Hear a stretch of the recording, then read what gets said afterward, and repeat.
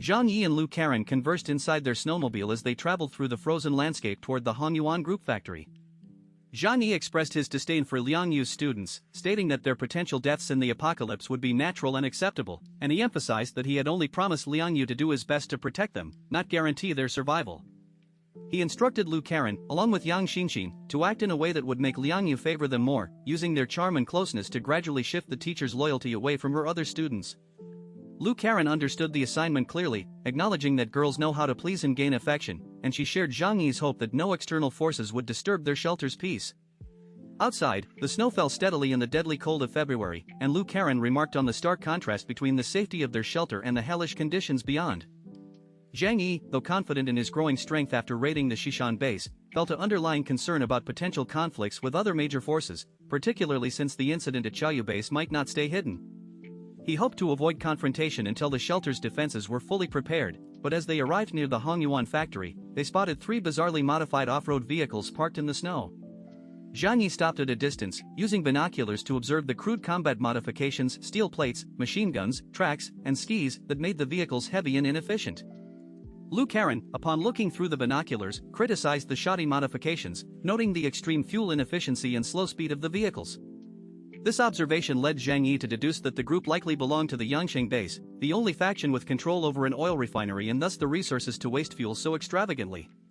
Despite his reluctance to engage in conflict prematurely, Zhang Yi resolved not to leave empty-handed, deciding to approach and attempt negotiation for the materials he needed. He warned Lu Karen to prepare for possible combat as he drove the snowmobile forward, his expression cold and determined, while Lu Karen felt a thrill of excitement at the prospect of witnessing Zhang Yi in action. Zhang Yi drove his modified snowmobile to a short distance from the Hongyuan Group Materials factory, where several other modified vehicles from Yangsheng base were already parked. Their arrival immediately drew attention from the base personnel, with 5 or 6 armed men aiming weapons at them and demanding identification. A long-haired, bearded man shouted for them to halt and declare their faction, establishing the factory as Yangsheng base territory. Zhang Yi remained calm but vigilant, his speed enhancement ability ready to activate at 4 times normal velocity should they attempt to fire. He assured them he meant no harm and simply needed building materials, hoping to negotiate rather than conflict. After assessing that their basic firearms couldn't penetrate his vehicle's bulletproof glass, Zhang Yi exited the car with hands raised in a non-threatening gesture, followed closely by the black tabby mutant cat Hua Hua. The Yangsheng base members noticed his combat uniform matched Xishan base's standard issue, sparking whispered concerns about possible survivors from the destroyed base. Their caution grew when observing his superior vehicle compared to their inefficient knockoffs, with one member warning against rash action and suggesting notification of their captain. Zhang Yi maintained a relaxed demeanor while internally remaining highly alert, watching as someone from the factory used a rope through a skylight to investigate a method he recognized from his own past tactics.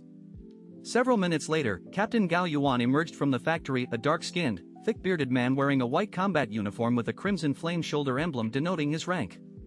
His hawk-like gaze assessed Zhang Yi's small group against his own dozen armed men, creating a tense standoff. When questioned about his affiliation, Zhang Yi fabricated an identity as Captain Zhang Beihai of Xishan Base Special Forces, leveraging the base's feared reputation to gain leverage. Gao Yuan initially suspected an expulsion attempt but reconsidered after Zhang Yi conceded the factory to Yangsheng Base, requesting only temporary access to materials. After moments of deliberation, Gao Yuan agreed to a half-hour window for material collection under watch. Zhang Yi signaled Lu Karen to join him, recognizing her technical expertise was essential for identifying valuable materials while keeping her safe within arm's reach. When she expressed concern about their vehicle being stolen, Zhang Yi assured her it was secure without elaborating on his dimensional storage ability, adhering to his principle of never revealing powers unnecessarily. As they walked toward the factory with Hua Hua trailing gracefully behind, Gao Yuan's demeanor shifted abruptly, his eyes narrowing before his hand slipped into his pocket with imperceptible speed, drawing a concealed weapon and firing directly at Zhang Yi's back without any further warning or provocation. The confrontation erupted instantly as Gao Yuan signaled the attack, but Zhang Yi's spatial awareness and Hua Hua's protective instincts neutralized the initial assault. Bullets rained toward them, only to be harmlessly absorbed by Hua Hua's dense, needle-like fur as the mutated cat expanded to shield both Zhang Yi and Lu Karen.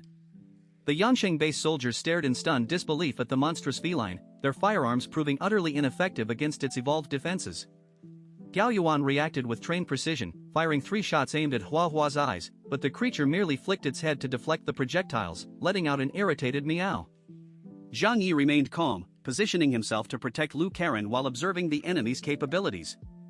Hua transformed into a 5-meter black behemoth, lunging forward to bite one attacker in half as the others scattered in panic. They each pulled out disposable metal syringes and injected themselves, their bodies quickly developing strange red markings as their speed and strength multiplied. Despite the enhancement, they were no match for Hua's feline agility. Its massive claws swiftly eliminated 3 more opponents as it moved with terrifying grace.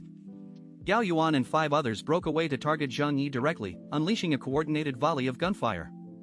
Gao Yuan's pistol burst into flames as he fired a scorching bullet, but all projectiles vanished within 3 meters of Zhang Yi, absorbed by his spatial ability. With a cold efficiency, Zhang Yi materialized 2 golden desert eagles and fired 5 shots that curved unnaturally in the air, each striking the foreheads of Gao Yuan and his men. They collapsed, dying with expressions of utter confusion at the impossible accuracy. After the battle, Zhang Yi absorbed Gao Yuan's superhuman ability, finding it comparatively weak, then searched the bodies.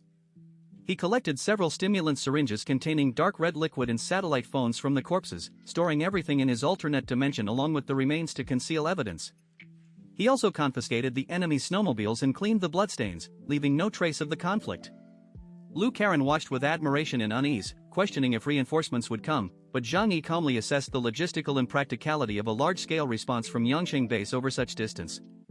Zhang Yi then had Hua smash a hole in the factory wall, allowing them entry. Inside, Lu Karen identified and selected necessary materials while Zhang Yi stored them in his alternate dimension, taking everything useful without hesitation. Within half an hour, they departed laden with supplies, speeding away on their snowmobile toward Yunkai Manor.